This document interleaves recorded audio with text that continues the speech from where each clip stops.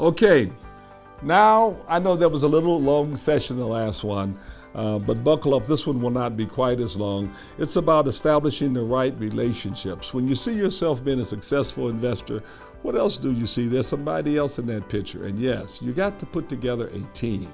A team. To be successful, you need a team. And I want to go through some of the people that you're going to have as your team players. You can't do it all by yourself. Even if you are as rich as you could possibly be, you can't be your lawyer, your title company, your finance, or everything.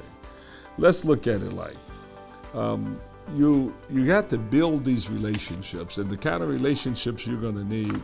First, you're going to need, in many cases, a real estate agent, someone to help you find the real estate.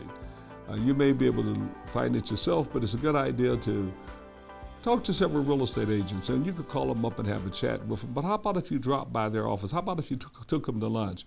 Invest some time with each of these relationships, and they will give you back handsome rewards.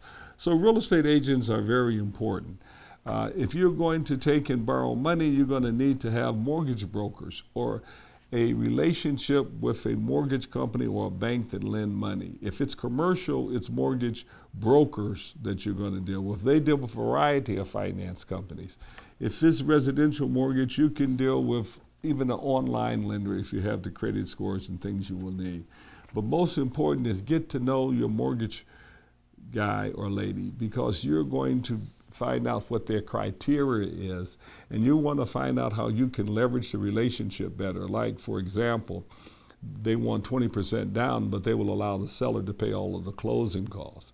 Will they look away on seller concessions as long as they're not on in the purchase agreement? Find out what they want. And when I say seller concessions, these are things that the seller will give you back. You know, they may give you a fix-up budget so you can fix up the basement and make it a recreational activity room, but that may not necessarily be in the purchase agreement. They don't care that much what you do outside of the purchase agreement, but FHA may have some guidelines there. So sit back and make sure you establish a good relationship with your lender, because they're one of the most important players. Invested partners. Treat your partners right. If there's going to be a loss, you take the loss, not your partner. You understand? Always take and protect your partner before you get your development fees and all of that profit. Make sure they get their money back. You establish a great relationship if you take care of partners. Usually in a partnership relationship, they may put the money up and they could either get a fixed return like 10, 20% cash flow back in the case, or they may get their money back first and you may split. That's also, and they take the risk with you. You may be able to find the deal, but you may have a partner that's willing to finance the deal. So it is a way to minimize the risk, to kind of share the risk as you go along. You can expand your network and you can do more than what you can otherwise do if you have partners. So remember that. Now, the real estate real estate investment broker, is a income property broker usually. And there's niches. You know, there are brokers who sell houses and there are brokers who sell income property. Income property brokers are much more sophisticated in terms of income property. They just emphasize strictly income property. And this is not necessarily 1, 2, or 3, or 4 flats. I'm talking about apartment buildings, shopping centers, office buildings, income property itself. If you're interested in cash flow and working to acquire income property, then find income brokers. And if you got the time, you want to get in management, you can leverage them just like you would do a house. As a matter of fact, my first 15 apartment buildings that I bought, I never had to put money in. I was able to joint venture with my partners. They put up the cash. I found the deal. I got a fee. And they had way more money than me. They had millions of dollars. I was 20-something years old and just getting started.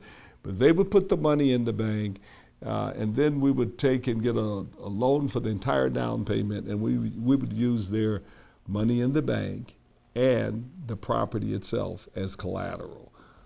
By way of example, if there was $200,000 needed, they'll put up $100,000 and we'll use the property.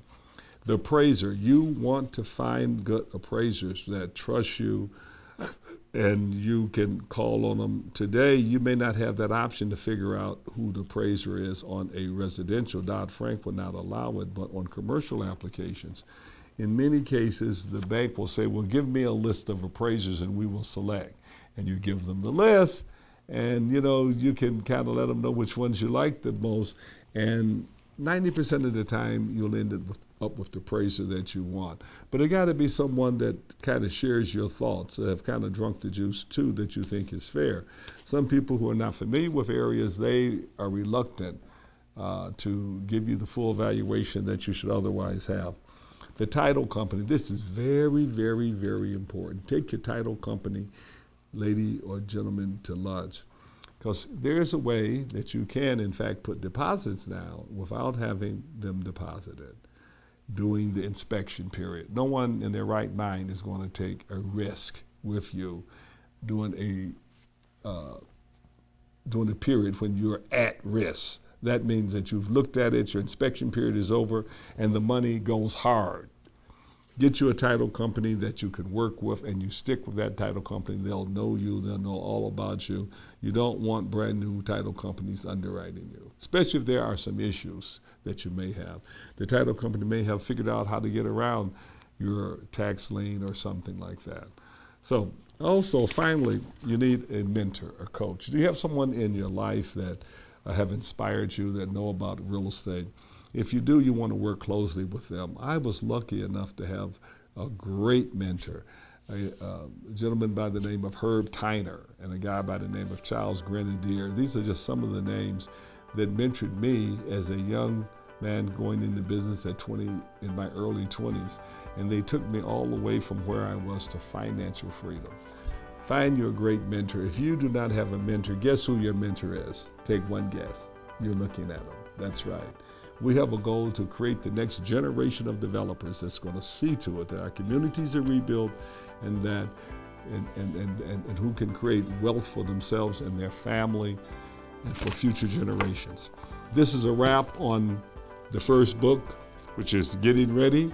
Now, I want you to go grab a bite, get you some coffee, and then come back, because we're going to now get into taking action. And we're going to cover two subjects, the art of blitzing and the real estate X-ray. See you in a few minutes.